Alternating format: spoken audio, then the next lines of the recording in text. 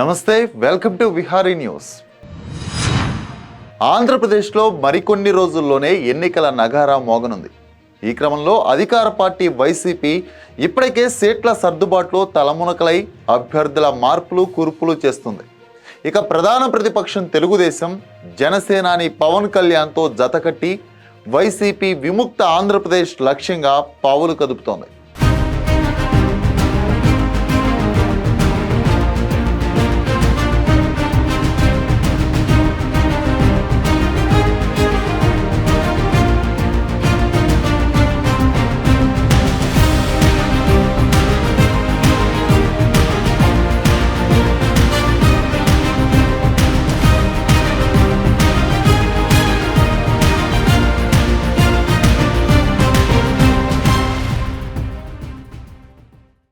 ఎన్నికల ముందు జగన్ తీసుకున్న నిర్ణయాలతో రాష్ట్ర ముఖ చిత్రం అనూహ్యంగా కొత్త రూపు సంతరించుకుంది.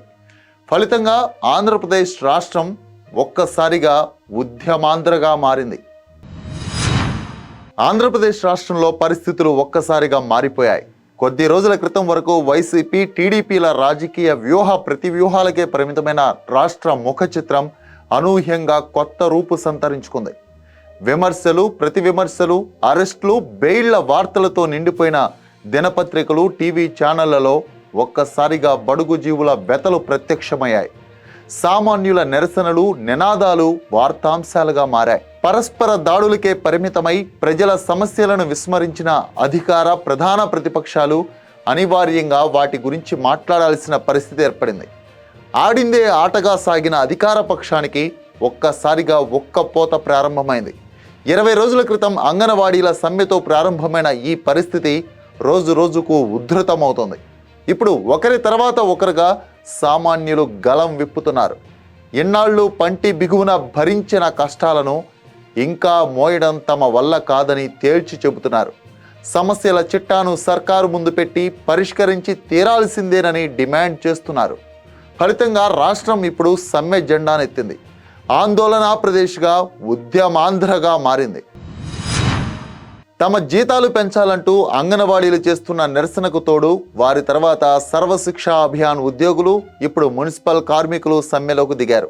వీరి ఆందోళనలు రోజురోజుకి తీవ్రమవుతున్నాయి. అదే సమయంలో వివిధ తరగతులకు చెందిన చిరుద్యోగులు, కార్మికులు కూడా పోరాట పథం వైపు అడుగులు వేస్తున్నారు. ఆశా, విద్యుత్, కేజీబీవీ, పంచాయతీరాజ్ ఉద్యోగులు ఈ జాబితాలో ఉన్నారు. వివిధ విభాగాలకు చెందిన పనిని తమకే అప్పగించి మోపలేని భారాన్ని మోపుతున్నారన్న అసంతృప్తిలో గ్రామ, వార్డు సచివాలయ సిబ్బంది ఉన్న సంగతి తెలిసిందే. సమ్మెలో ఉన్న అంగన్వాడీల బాధ్యతలను తమకు అప్పగించడాన్ని వారు బాహాటంగానే తప్పుబట్టారు. అనేక చోట్ల ఆ పనులను చేయడానికి నిరాకరించినట్లు కూడా వార్తలు వచ్చాయి. వీరిలో నెలకొన్న అసంతృప్తి ఎప్పుడు బద్దలవుతుందో తెలియని స్థితి నెలకొంది. గత ఎన్నికల ముందు హామీ ఇచ్చిన పాత పెన్షన్ స్కీమ్ అమలు విషయంలో మారిన ప్రభుత్వ వైఖరి పట్ల ఉద్యోగులు, ఉపాధ్యాయుల్లో నెలకొన్న ఆగ్రహాన్ని ప్రత్యేకంగా ప్రస్తావించనవసరం లేదు. వీరందరి విషయం ఒక తీరైతే వాలంటీర్ల అంశం మరో తీరు. ముఖ్యమంత్రి నుండి మంత్రులు, ఎమ్మెల్యేల వరకు వాలంటీర్లకు తమ పార్టీ కార్యకర్తలుగా పదే పదే సర్టిఫికెట్లు ఇచ్చారు. ప్రధాన ప్రతిపక్షమైన తెలుగుదేశం పార్టీ వాలంటీర్లపై ఎన్నికల కమిషన్కు కూడా ఫిర్యాదు చేసిందంటే వారిపై వైసీపీ ముద్ర ఎంతో అర్థం చేసుకోవచ్చు. ఆ వాలంటీర్లే ఇప్పుడు తిరుగుబావుట ఎగరవేస్తూ సమ్మె నోటీసులు ఇస్తున్నారు.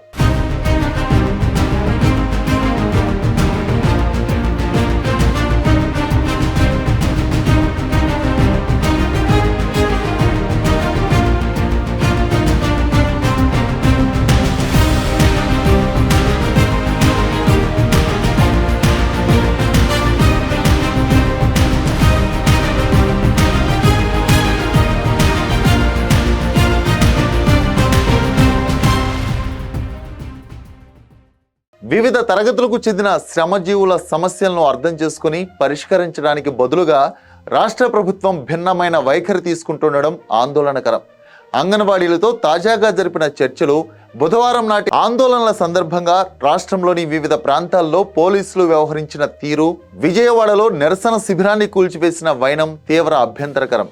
సమ్మె విరమించి విధుల్లో చేరకపోతే ఉద్యోగం తొలగిస్తామని అల్టిమేటం జారీ చేయడంతో అంగన్వాడీలకు ప్రభుత్వంపై మరింత అసహనం ఏర్పడడం, అంగన్వాడీల సమస్యలు ముఖ్యమంత్రికి తెలియవని మంత్రులు చెప్పడం బాధ్యతారాహిత్యంగా కనిపిస్తోంది. ఇప్పటికైనా ప్రభుత్వం ప్రజా ఉద్యమాల పట్ల సానుకూలంగా స్పందించుకుంటే అందుకు తగ్గ ఫలితాన్ని కూడా చవిచూడాల్సిన పరిస్థితులు ఏర్పడతాయి. దీనిని దృష్టిలో ఉంచుకొని సమస్యలు పరిష్కరిస్తారో, తెగేదాకా లాగి సామూహిక ఆగ్రహానికి గురవుతారో అధికార పార్టీ నేతలే తేల్చుకోవాలి.